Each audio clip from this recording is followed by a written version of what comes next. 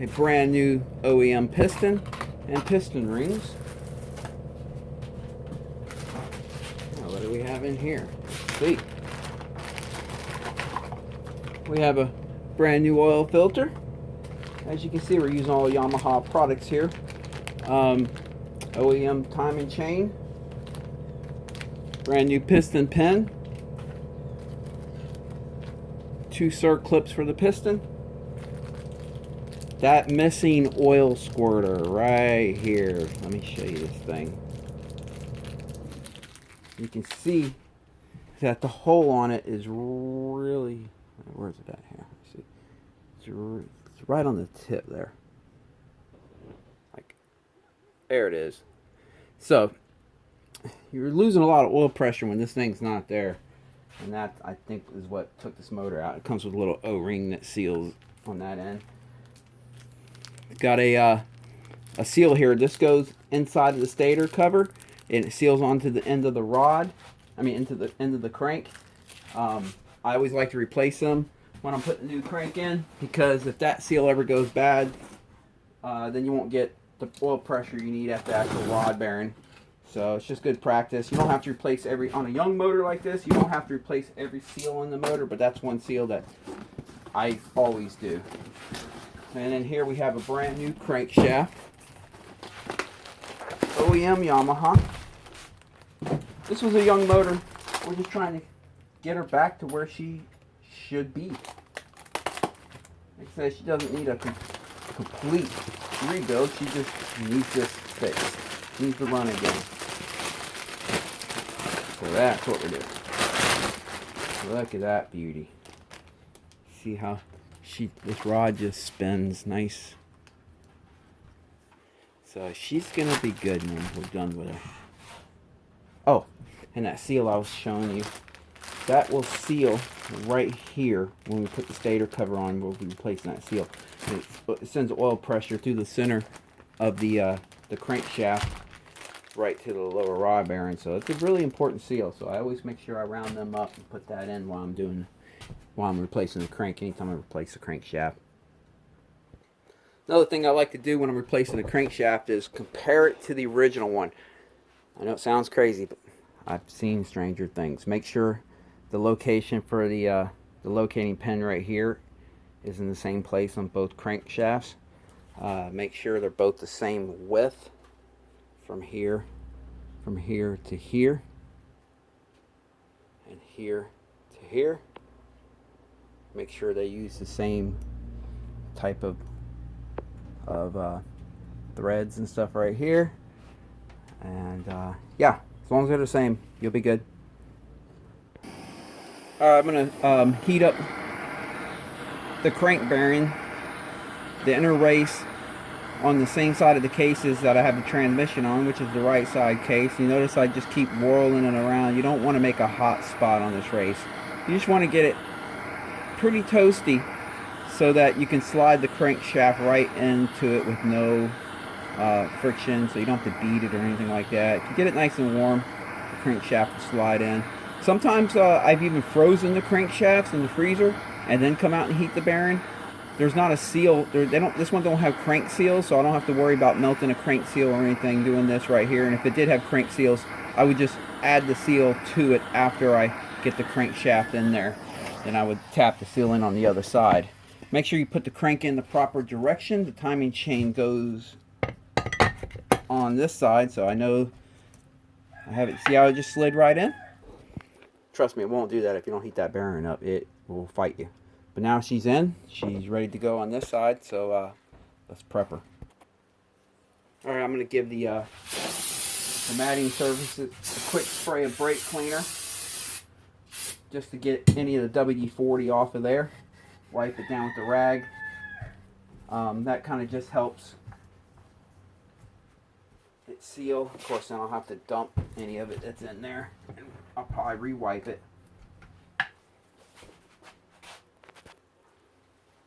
Okay, I dumped them. Just re-wiping anything that got onto the matting surface. Now, before I forget, I'll go ahead and stick my pin in on this side. And then this, it's basically an oil passage with the O-ring. I'll pop that in right here. And then what I like to do is because you're going to be, tapping on these cases to get them to slide back together. So to help assure that this stays in place, I just put a dab of grease right here, and that kind of holds her in place. Anything like that, like if you have anything in here, washers or whatever, put a dab of grease on it, help hold it in place for you. Yamaha calls for Yamabond to be used in these cases instead of a gasket. I use Moto Seal gasket maker. It's the same stuff. It's made for cases, and it even smells the same. Looks the same, smells the same. You can pick it up at AutoZone. You can pick it up on eBay. So yeah, and all you do is just lightly put a coat all the way around the matting surface. It dries kind of quickly, not overly fast, but kind of quickly. So when you do this, you have to be ready to assemble the cases as soon as you're done. I like to go around all the holes for the hardware. I like to go around both sides just to be safe. And first, I first start by going around the outer edge of the motor. Then I'll come in and I'll hit some of the inside spots. You don't have to go around the swing arm pivot bolt right here. You can just stay on the inside edge, but I do like to go around it myself, just so while the motor's on the bike, water can't seep in between here and start corroding things. So it's just added protection for. That's the way I see it.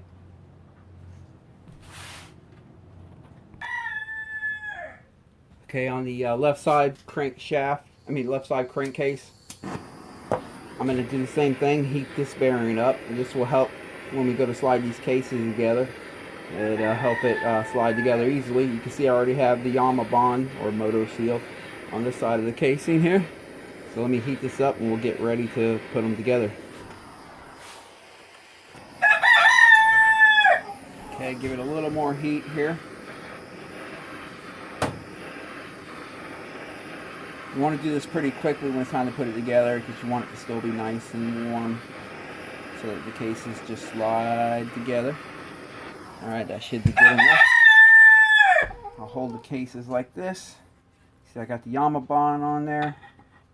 Match it up to the counter shaft here into the crank. Slide them together. At this point, you'll have to use a mount of some type.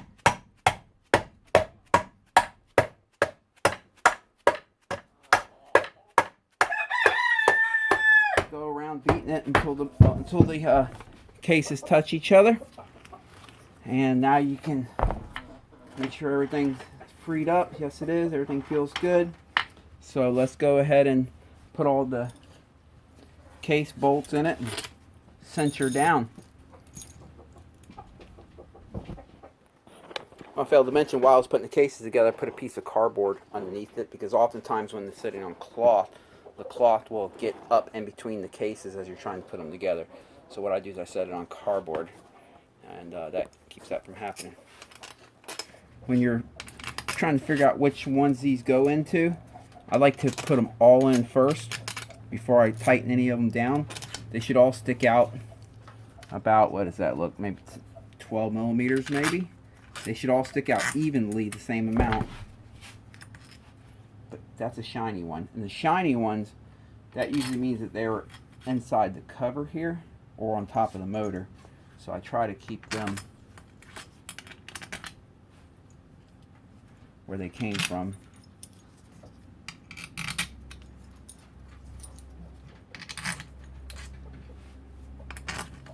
Nope. This one probably, nope. Where does this one go? Oh, there it is. Alright, here's another longer one. One goes there. Another longer one here. Long, dirty one. Yeah, maybe that one goes here. Yes, it does. This is a clean one. Goes in here. There we go. We got them all in place. Now I use a cordless drill that has a drag set to it, so I don't strip these out.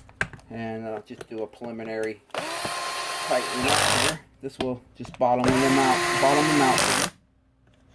you.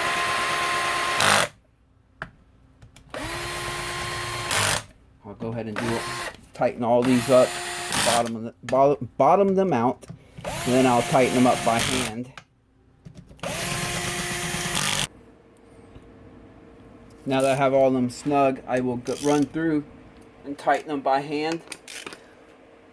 As always, I'm sure there's torque specs for this. I've been doing this a long time. My hand's calibrated. You don't want to strip them out. They are easy to strip out. You just want to bottom them out pretty good. You can feel when they ramp up and the amount of torque they need to go any tighter. When they start ramping up the amount of torque they need to go any tighter, that's usually as far as you want to take it.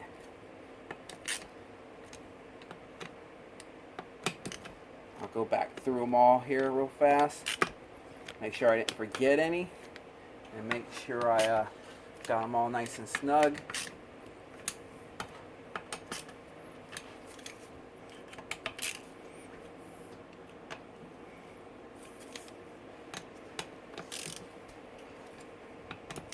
Looking good. Alright. Alright, verify the crankshaft moves freely. If it does not, if it feels like it's binding a little bit, you can give it some lub taps on this side and that side. Don't run these threads. Go ahead and stick a nut on here and a socket and hit it that way. That way you don't damage the threads. But this one came out perfect right off the top. Transmission shifting. We will go ahead and verify that all our gears work before we go any further, because the last thing you want to do is put this whole thing together and find out you didn't get something got jacked up in the transmission. You don't just check it before you put it together. Alright, so I went ahead and put the shift shaft back in. I didn't forget the little spacer it had there, or the washer. I'm going to slide the shifter in on this side. As you can see, I've slid it in backwards, but I'm going to do that so I can go ahead and run through the gears. So I'm going to start with first gear. This is first. I spin this shaft right here while feeling this one. Alright, just find neutral. There's neutral. Now this one spins, but that one don't. We're going to second gear here, so it'll be that way. These can sometimes be stubborn to shift when the motors aren't running. There's second. There's third. So you got to kind of work with it a little bit. Fourth. Fifth. So I verified all the gears are good. So we can continue on. Yeah. There you go. There. Put it back at neutral. That's why I like the lever. Alright. Go ahead and take the shifter off. Alright, so we know the bottom end's done. Now we can start buttoning everything else back together. Alright. I'm going to start with the counterbalancer here. Like I mentioned earlier, it has a flat side on it, so if it's not going in, make sure that flat side is faced, I believe it needs to be faced towards the crankshaft. Yeah. Then we'll set the now this has a location that if it's not exactly in the right spot, it will not go on. So make sure you put it in the right place. I like to use a dab of Loctite on these, even though they have these locking tabs on the washer. It's just a practice that I have, if this thing will give me some. There we go. I'll go ahead and put some here too while we're here. Now I'm using the red Loctite. You know, it's high temperature Loctite. Some people say don't use that because you can't get them back off, or at least without torching them. I found that as long as you don't go crazy with it, just put a straight line like I did, that's good enough. Same thing. It has one low spot right here and it has a dot. Just have to match that up. There she goes. And remember, there's a dot here on this side and a dot on the counterbalancer. I'll show you.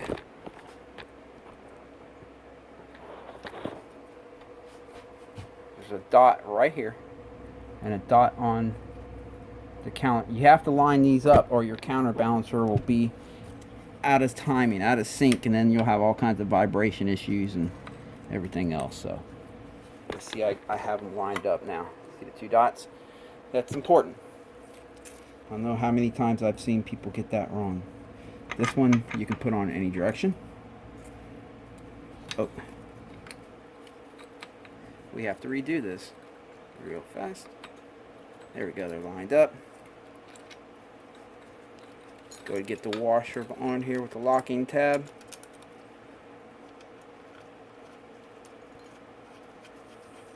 Finger tight this for now.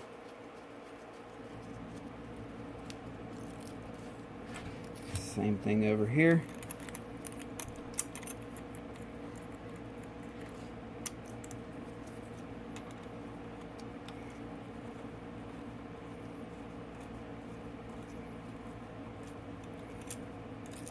Alright, I'll grab my impact and lock these in.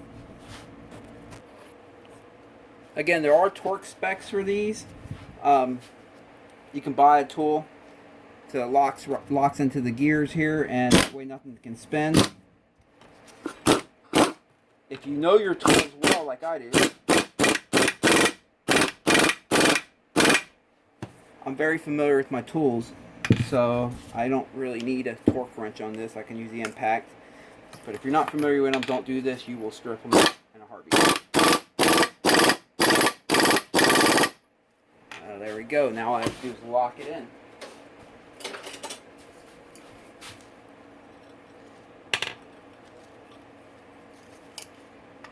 Find the side that best fits it and smash her on in.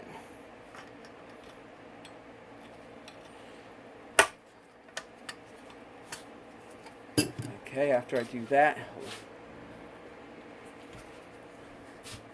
I like to get them as flat as I can.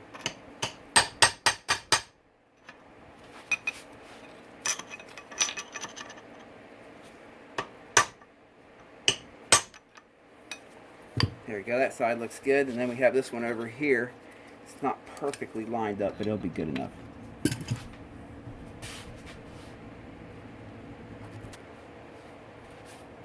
Okay, let's get this one.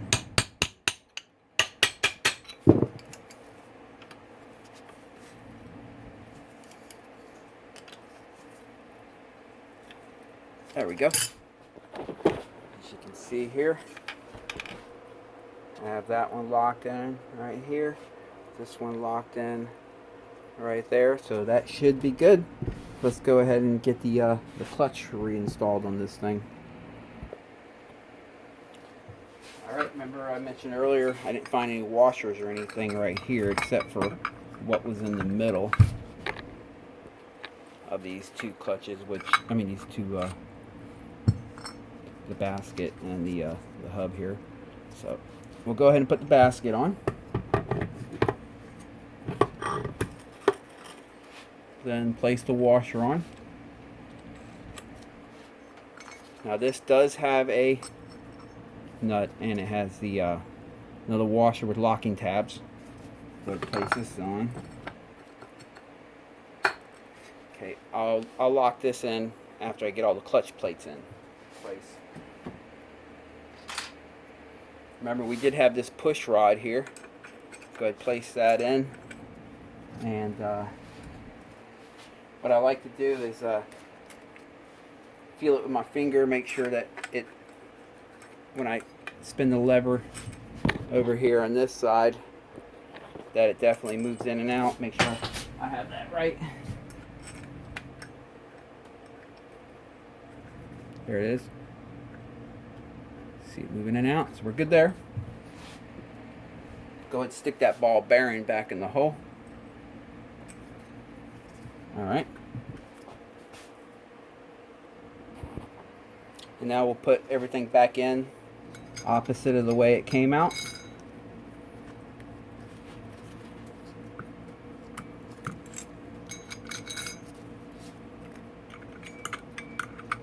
They usually get this right from the factory, but sometimes they don't.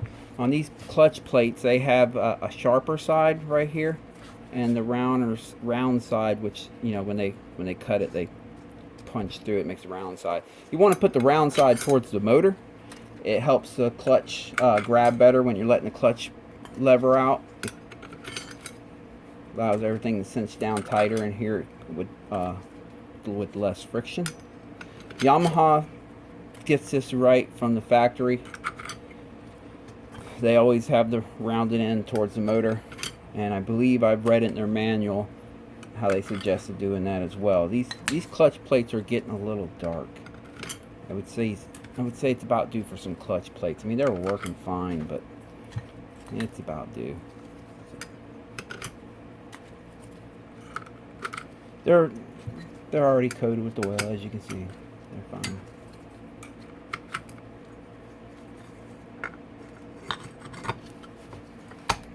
All right. Make sure that the clutch hub went all the way on, made contact with. Oh! I almost forgot. We have to lock it in. Like everything, I like to use a dab of Loctite. And this bike is not going to be jumping any triples or anything like that, but it's just good habit, good practice. And let me lock that down. Again, there are torque specs for this. Either know them and know how to do it, or know your tools.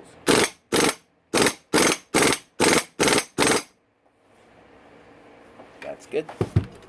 Now we do this same thing, lock the locking tab in place. There we go. That's good. All right. Back to where we were. Make sure it makes full contact. If it doesn't, pull the hub off, spin it a little bit of a turn, and try again. Sometimes they have a certain groove that they have to sit into. Oh, I almost forgot this. But I don't think this model has that issue.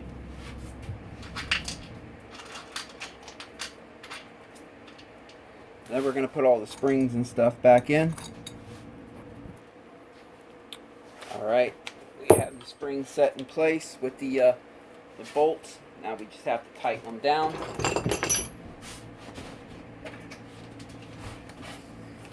I'll put my impact here in setting number 1. All you have to do is lightly sit these down. You don't want to wrap them.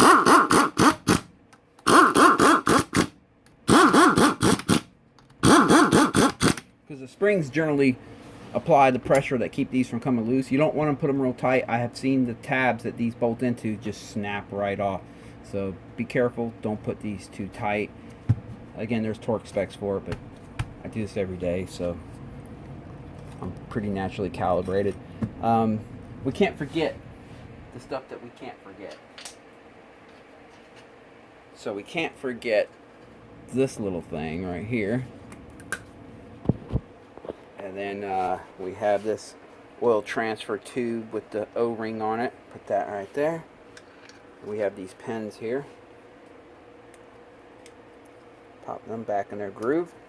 Alright, and the matting surface is nice and clean because Yamaha uses these reusable gaskets, although we won't be reusing them. We will be putting brand new ones on. So we can go ahead and put the clutch cover on now, see what we got. Well, actually, before I put the clutch cover on, let me go ahead and pull the oil filter out. And clean the clutch cover off in case there's any debris in here or anything.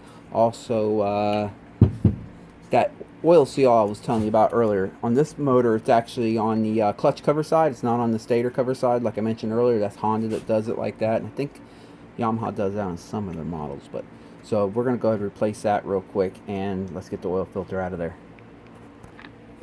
So you can see it has a sort of clip in there.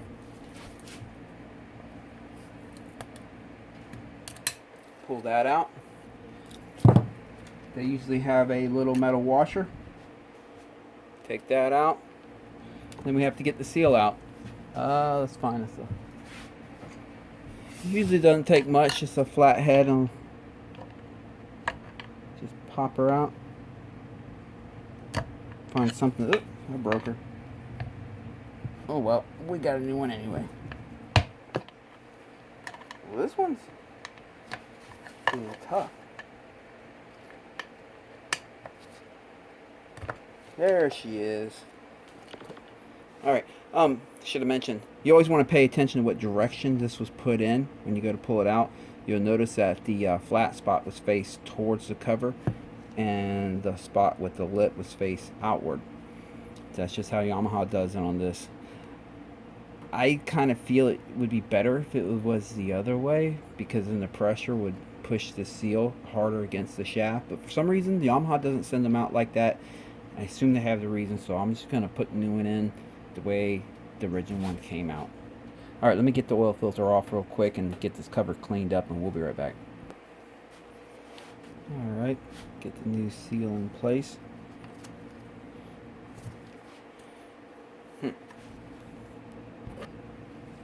Something that helps you get the seal in properly without hurting it is find the socket that just barely fits in the hole that the seal would go into.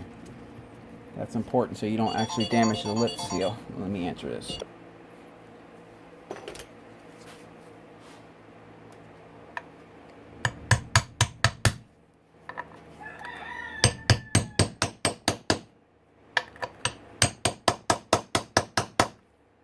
There you go. Worker in.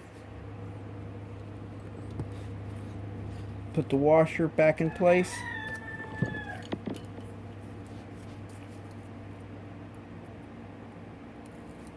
And put the retaining clip back in. Make sure she's in the groove good. Alright, that one's ready to go. Alright, before we already put the gasket in place, before we try sliding this cover on, you'll notice that the water pump here, this little shaft that drives the water pump, this is like a double D shape, and that slides into the counter shaft in the center where that's a double D shape as well, and that's what powers a water pump. That's where it gets its rotation from. So what I like to do is I like to match that double D to one of the bolt holes here, and I'll do the same over here to that one. See, and that way when I go to slide the cases together, they'll slide right into each other. Otherwise, they'll get locked up on each other. You have to spin the motor or you know, whatever, beat the crap out of it to get it back together. I don't want to do that. So she should just slide right back on. Double check, make sure I have that in place. Yes, I do. You know what? Almost forgot to put our new oil squirter on. Yeah. Let's go ahead and get that ready. New oil squirter, just got to slide the new rubber O-ring onto her. There we go. Okay guys, so I stand severely corrected here.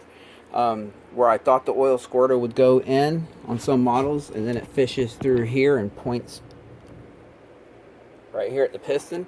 I don't think this model has it at all. I couldn't get it in, it's too big. And then I checked the hole I was trying to get into, it doesn't even have any oil flow into it. It's just a sealed off hole. So now I'm thinking they only use that in certain models, and I'm thinking this one just receives this oil off what's coming off the crankshaft, what's slinging off the crank and out of the crank. That's interesting. I swore this one had an oil squirter, and I bought it for that reason. So yeah, apparently this one doesn't.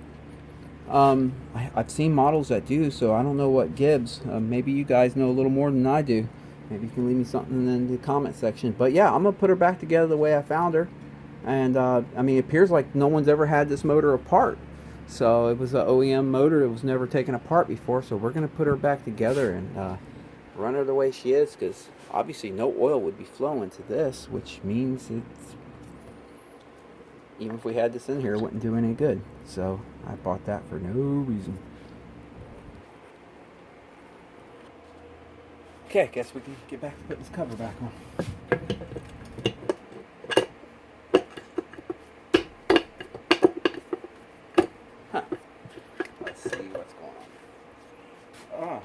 Yeah, I turned the motor. See what I was mentioning, where you have to have that double D slot lined up? And it's lined up on this side here. So let's try this again. Move this over so you get a better view. This time it should just plug right in. There it is. Remember, if it's giving you a hard time, you're probably doing something wrong. So let's go ahead and fasten this thing back down. It's very important as I do this to verify that every bolt goes through the gasket hole that it's supposed to go through, because what happens is sometimes the gasket can jump out of its groove. This piece right here is broken, but we'll worry about that later. So I just kind of watch the gasket and I verify that it actually does go through the gasket as I go around.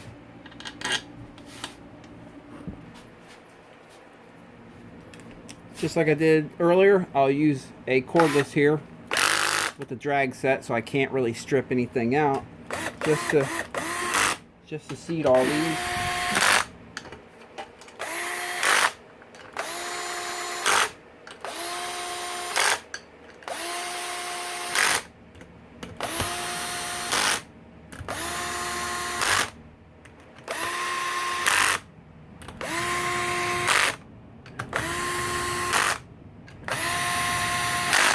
And then I'll go ahead and tighten them up by hand. Just like earlier, you don't want to strip these out. Just snug them. You'll feel when they bottom out. When they start becoming a little bit hard to spin, that's pretty much the sweet spot. Alright, I did these earlier, so go back through. Alright, feeling good. Okay. Now let's go ahead and put our new oil filter in. I've seen a lot of motors blown because people put the oil filter in backwards. It's more common on the Hondas than anything else because you actually can physically put the oil filter in backwards. This one, they make it a little bit harder. They have this side blocked off and this side open. What they do on the cover here is they have this tab that goes into the open spot. So if you tried to get it on like this, but if you get it in right, it'll go in right. So we know that the closed end needs to go towards the motor. There's no springs or anything like that. There are 3 O-rings that press right in here. You just set them in their groove. And you set the cap on. And which way did it go? Oh, this way. Alright. They have 3 different Allens for this thing. 3 different Allen bolts. This one's like the fatter one that goes on the bottom. And then of course the one that held the case tight. Same thing, I'll use my cordless with the drag set to seat them. And I'll finish tightening them up by hand.